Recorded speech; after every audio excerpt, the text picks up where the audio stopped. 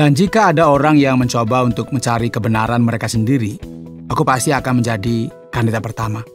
Namun Paulus kini akan berkata, dan jika kalian ingin mengetahui sesuatu, semua hal-hal ini tidak akan membuat kita lebih dekat kepada Allah. Saudara pendengar, bersama dengan saya, Oti Priambodo dalam program Jalan 66. Senang sekali karena bisa mempersembahkan program yang memberikan pengetahuan Alkitabiah dan menyuguhkan kepada kita jalan keselamatan. Perjalanan penjelajahan kitab-kitab dalam Alkitab kali ini adalah rangkaian pembelajaran mengenai surat-surat dari penjara yang ditulis oleh Rasul Paulus.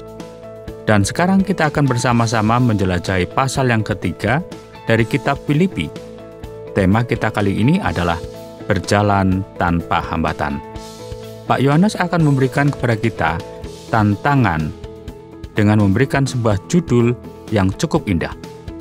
Apakah agama bisa merusak kehidupan seseorang? Apakah yang perlu kita lakukan supaya kita mengerti kebenaran? Saya mengajak Anda untuk bersama-sama merenungkan pertanyaan ini dalam kesempatan kali ini.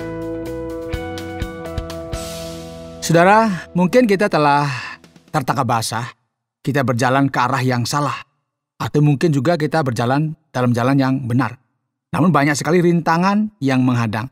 Kehidupan ini merupakan sesuatu yang serius yang kita perlu hidupi dengan bijaksana. Kita perlu berjalan ke jalan yang lurus tanpa rintangan. Banyak orang terhilang karena mereka telah salah arah. Ada yang punya pengalaman?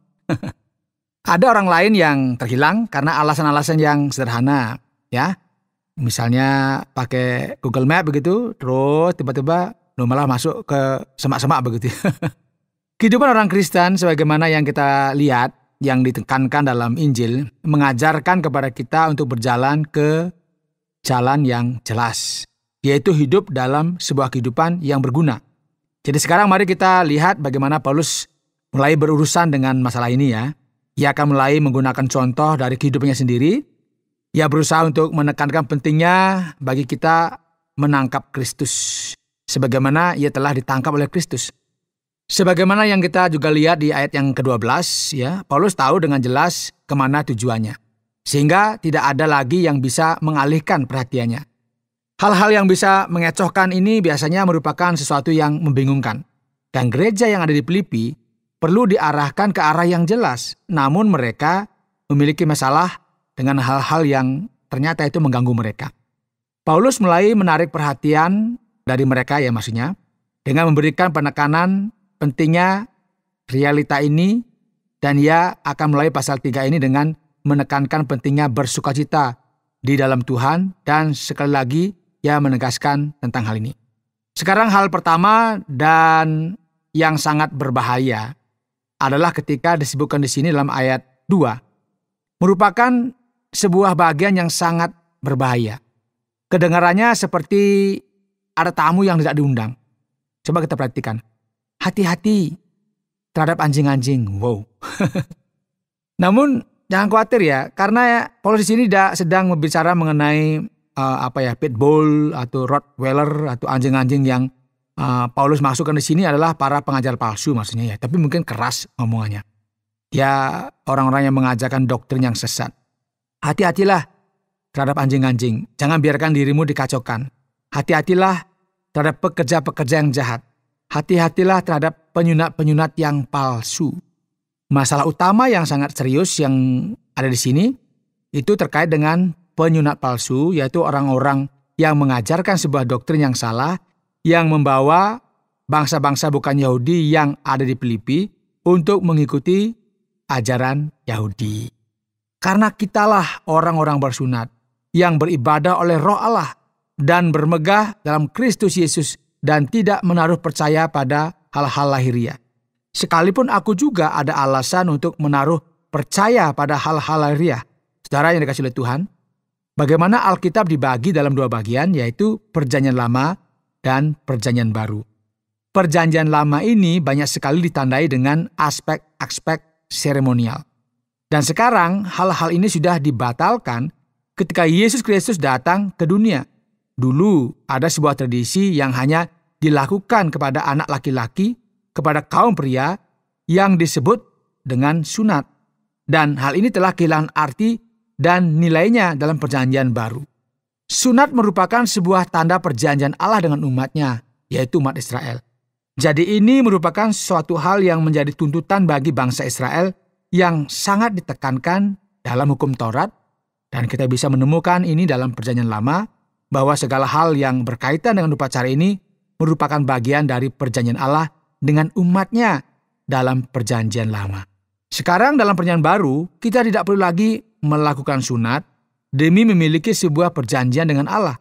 Karena sekarang semua hal ini menjadi mungkin di dalam Kristus. Ya, inilah mengapa Paulus berkata bahwa jangan kita menaruh kepercayaan kita kepada hal-hal yang bersifat lahiriah. Namun kita perlu memberikan pujian dalam roh. Dan Paulus juga berkata bahwa jika ada orang yang harus bermegah mengenai hal-hal lahiriah, Paulus menyatakan bahwa dirinya tidak lagi dikacaukan oleh sunat, sebuah aturan legalisme yang diajarkan oleh para pengajar palsu, atau dengan sebuah rasa sombong akan kerohaniannya sendiri, seakan-akan kita telah menjadi lebih baik dari orang lain. Tidak ada seorang pun yang boleh dikacaukan oleh legalisme semacam ini, atau dengan sebuah kemungkinan akan kesombongan rohani, dengan berpikir bahwa kita lebih baik dari orang lain. Kadang-kadang kan begitu ya, merasa lu saya lebih baik kok dari orang lain.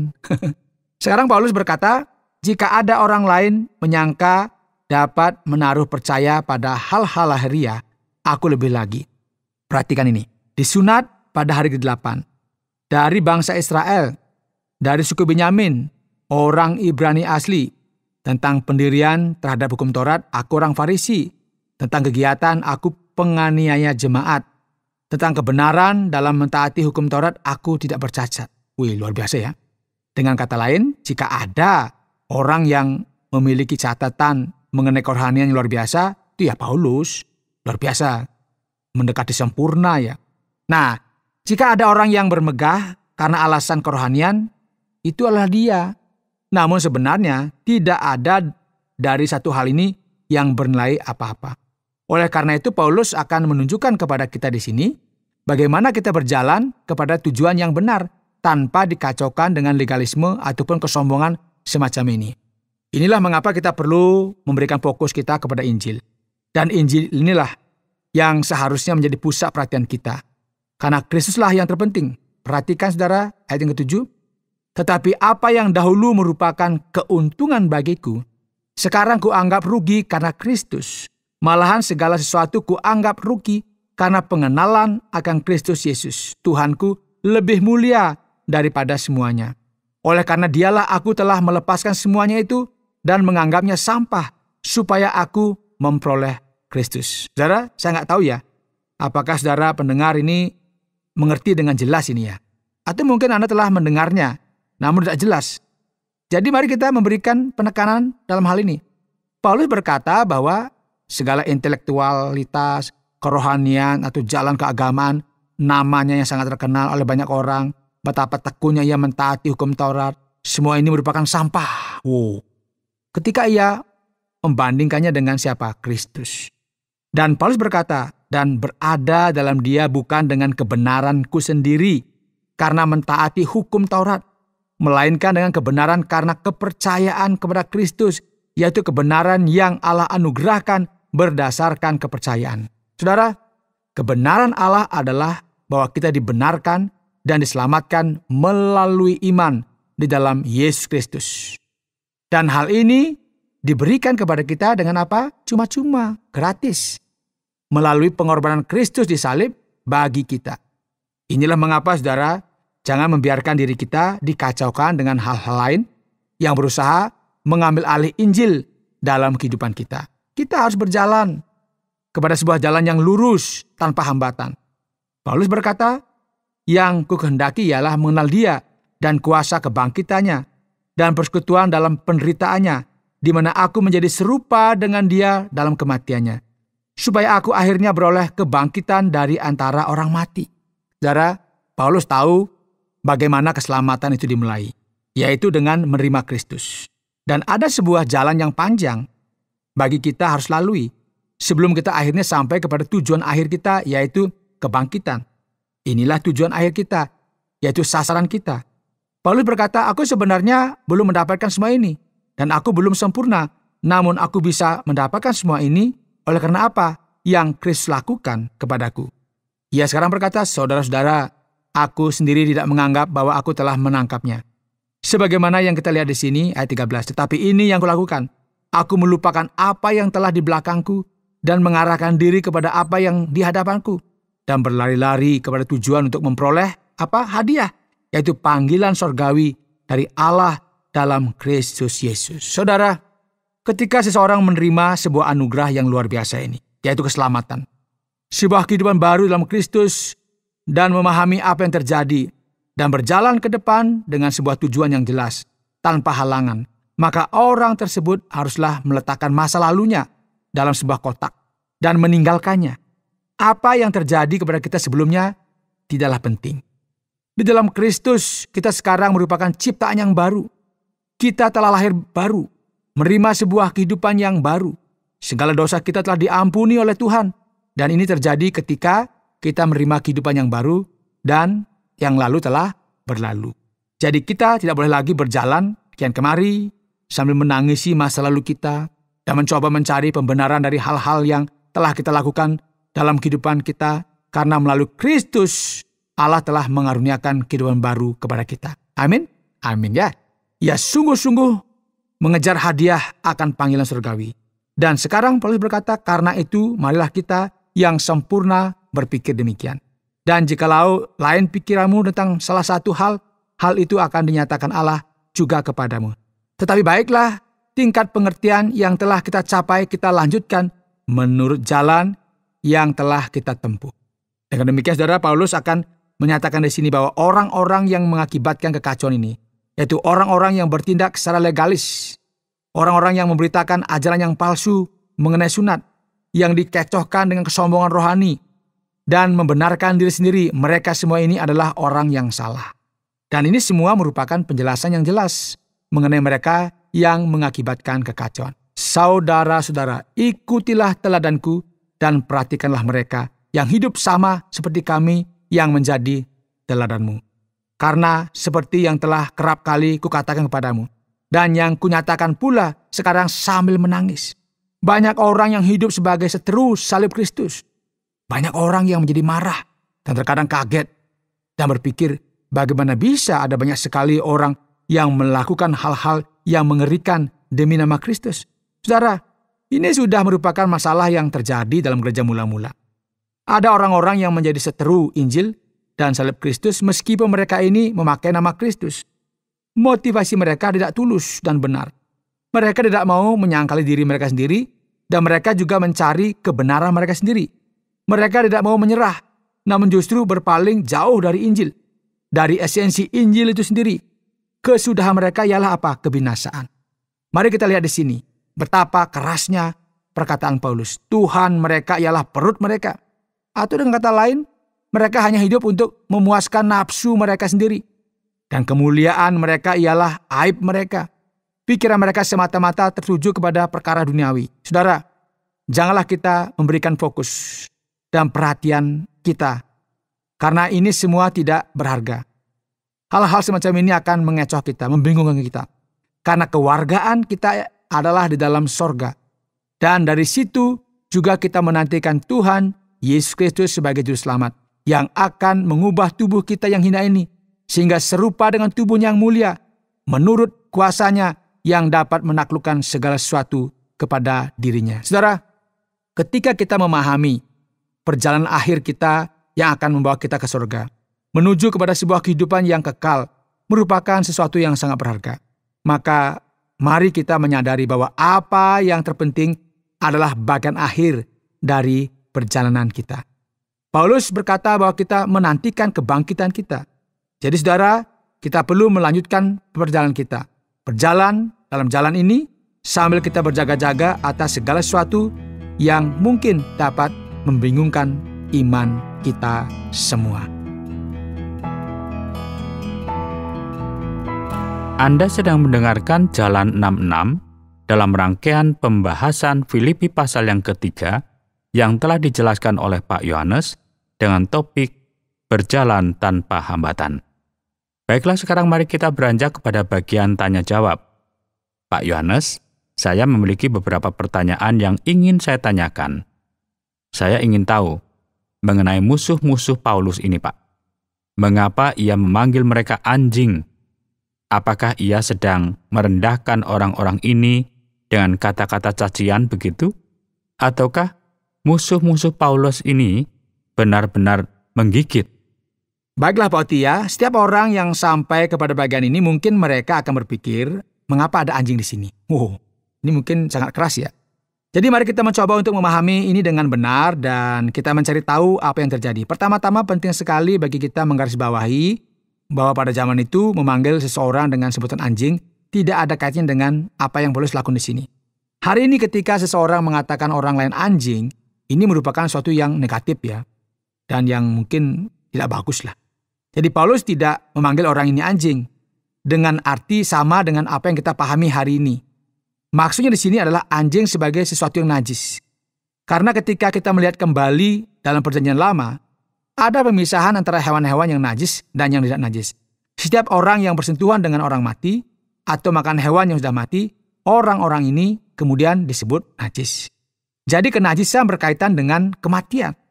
Dan hari ini kita memelihara anjing mungkin di rumahnya bagi saudara yang memelihara, memperlakukannya dengan baik. Tinggal di rumah kita. Namun bukan ini yang merupakan pembahasan pada perjanjian baru dalam konteks Ibrani. Anjing tidak digolongkan sebagai hewan yang bagus. Anjing merupakan hewan yang najis. Biasanya mereka berkeliaran, kotor dan sakit, kudikan dan sebagainya ya. Ini sesuatu yang busuk itulah. Jadi jika kita memperhatikan Alkitab, salah satu figur yang jelek sekali yang kita bisa temukan di sini adalah anjing. Dan hal ini Paulus menyebut orang-orang ini sebagai anjing. Ia mencoba untuk mengatakan bahwa orang-orang inilah orang-orang yang najis. Salah satu alasan mengapa ia mengatakan hal ini adalah karena orang ini merasa lebih baik dari orang lain. Mereka berpikir bahwa mereka lebih baik dari orang lain hanya karena apa? Mereka disunat gitu loh. Paulus berkata sebenarnya orang-orang ini tidaklah kudus sebagaimana yang mereka pikirkan. Mereka bukanlah orang-orang yang indah dan lebih tinggi derajatnya. Mereka sebenarnya seperti anjing ketika kita berbicara mengenai hal ini, yaitu sebagaimana yang kita pahami dalam adat istiadat orang Ibrani. Inilah mengapa Paulus sangat keras kepada orang-orang ini dalam kitab Filipi ini. Biar lebih jelas begitu Pak ya. Sekarang Pak Yohanes, ada hal yang Bapak sebutkan di sini mengenai sunat. Mengapa ada penekanan mengenai sunat di sini? Apa alasan dari kekacauan mengenai hal ini? Masalahnya di sini Pak Oti adalah ketika kita mulai berbicara mengenai sunat. Tidak ada seorang pun yang sebenarnya berpikiran buruk mengenai hal ini. Sunat sendiri bukanlah masalah. Ini merupakan sebuah tradisi yang dilakukan di Timur Tengah pada zaman kuno. Bahkan di antara beberapa bangsa lain, yaitu dengan mengkerat kulit katan dari seorang pria. Ini dilakukan kepada setiap anak laki-laki Israel pada hari yang ke-8. Dan ini merupakan sebuah aturan yang umum. Namun sekarang jika seseorang ingin menjadi bagian dari bangsa Israel, orang tersebut harus disunat pada umur mereka waktu itu. Jadi dalam perjanjian lama, sunat ini merupakan suatu yang dituntut oleh Allah dan ini menjadi sebuah tanda dari perjanjian Allah dengan umatnya. Realita ini sangat jelas dalam perjanjian lama. Namun ketika kita sampai di perjanjian baru, ini berubah. Jadi sekarang ini sunat memiliki arti yang sama dengan baptisan bagi orang Kristen, kira-kira begitu. Ini merupakan sebuah tanda yang jelas yang kita bisa lihat dalam perjanjian Allah dengan umatnya. Jadi apa yang sebenarnya terjadi? Orang-orang mulai percaya kepada Injil Kristus, namun beberapa orang dari kalangan Yahudi mulai memberikan tuntutan kepada mereka yang baru saja menjadi Kristen, supaya mereka disunat lebih dulu sama seperti mereka. Nah, gagasan yang ada di sini adalah sebagai berikut. Untuk menjadi Kristen, seseorang harus menjadi orang Yahudi terlebih dahulu. Jadi Paulus menentang pengajaran seperti ini karena ia melihat ini sebagai penghalang bagi pertumbuhan kerajaan Allah. Dan sekarang yang lebih parah adalah bahwa orang-orang ini tidak memahami bahwa sunat itu merupakan sekedar tanda saja. Namun demikian orang-orang dari kalangan Yahudi ini menganggap bahwa ini merupakan sebuah tanda kepembenaran.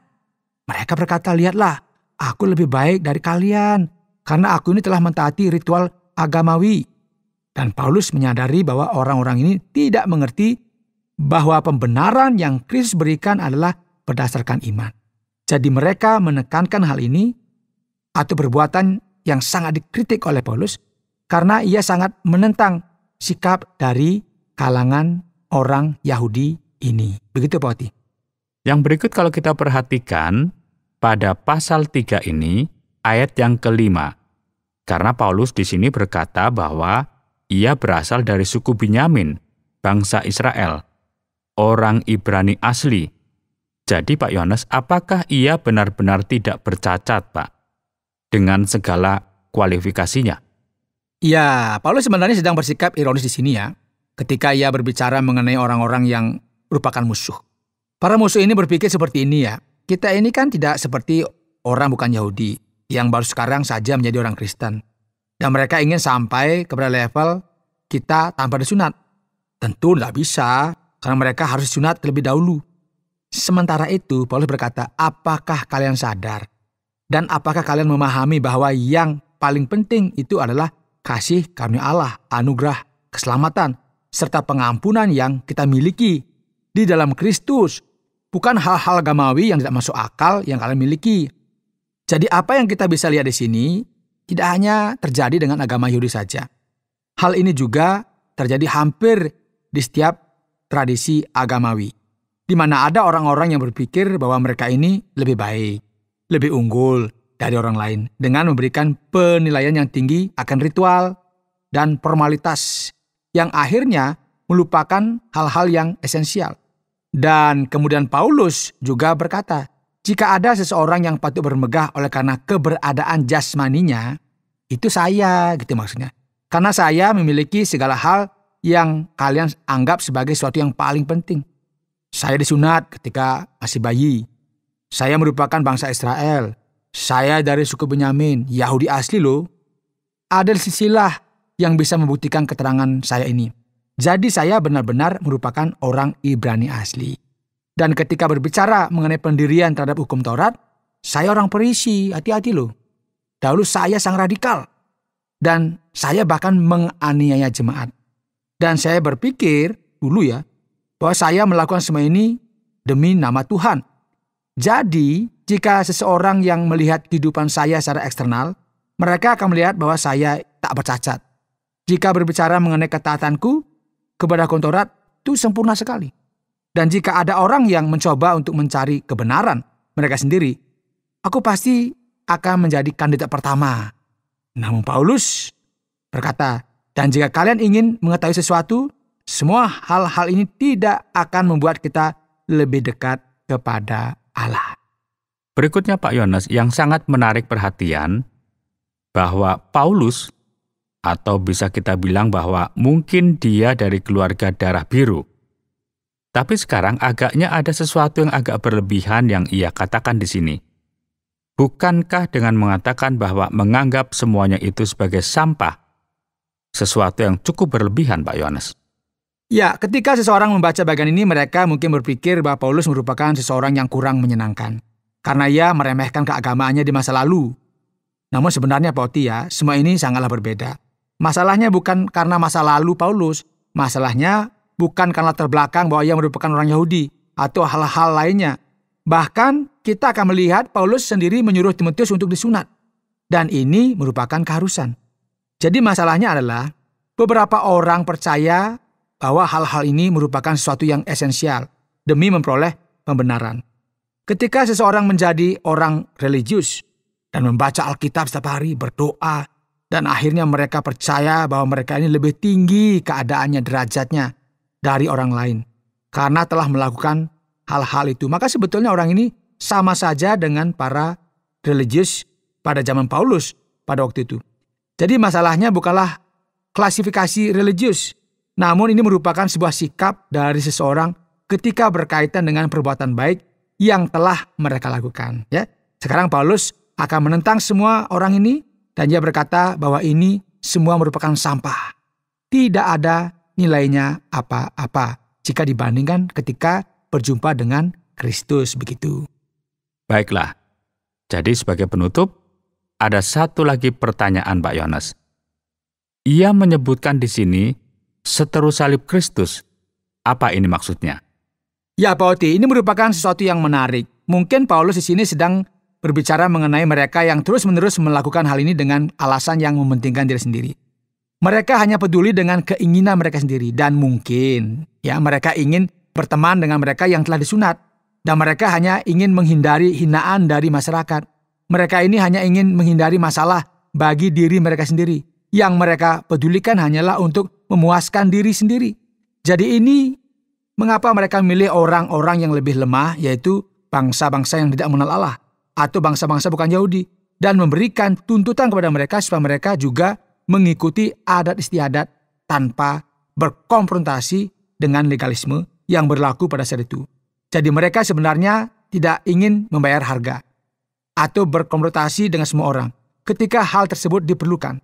Ini mengapa Paulus menyebut mereka sebagai musuh atau seteru dari salib Kristus, karena mereka tidak mau menderita demi nama Injil. Baik Pak Yohanes, terima kasih banyak untuk semua jawaban yang sudah diberikan dan juga penjelasan yang sudah diberikan kepada kita kali ini. Dan sekarang, mari kita coba untuk melihat bagaimana kesimpulan yang bisa kita angkat dari pelajaran kita kali ini. Saudara, hari ini dalam program Jalan 66, kita telah belajar dari kitab Filipi pasal yang ketiga dan tema kita adalah berjalan tanpa hambatan. Paulus menentang sikap dari kaum legalis pada waktu itu dan mengajarkan kebenaran yang perlu supaya mereka sungguh-sungguh berlari menuju kepada gol mereka, yaitu tujuan akhir mereka tanpa mau dikecohkan dengan banyak hal. Jadi saudara, yang kami kasihi, ada sebuah kebenaran yang perlu Anda ketahui bersama. Ada banyak hal-hal yang akan mengecohkan kita di sepanjang perjalanan iman kita. Penting sekali bagi kita mengingat satu hal, yaitu apa yang sangat berharga, yaitu bagaimana akhir dari kehidupan kita. Saudara pendengar, karena waktu yang tidak memungkinkan, kita akhiri program Jalan 66 kali ini. Kami menantikan Anda untuk tetap mengikuti pelajaran berikut dalam lanjutan pembelajaran Alkitab yang memberikan pelajaran menyeluruh tentang firman Tuhan. Jika Anda memiliki pertanyaan atau berespon terhadap topik berhubungan dengan program ini, silakan menyampaikan melalui WhatsApp ke nomor 081 333 777 386. Terima kasih atas perhatian Anda.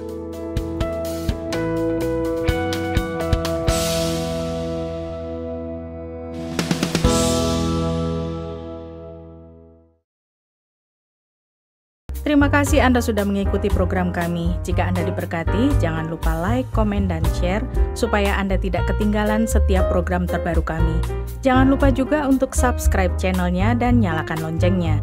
Jika Anda ingin mendukung pelayanan kami, bisa melalui rekening kami berikut ini atau menghubungi kami di sini.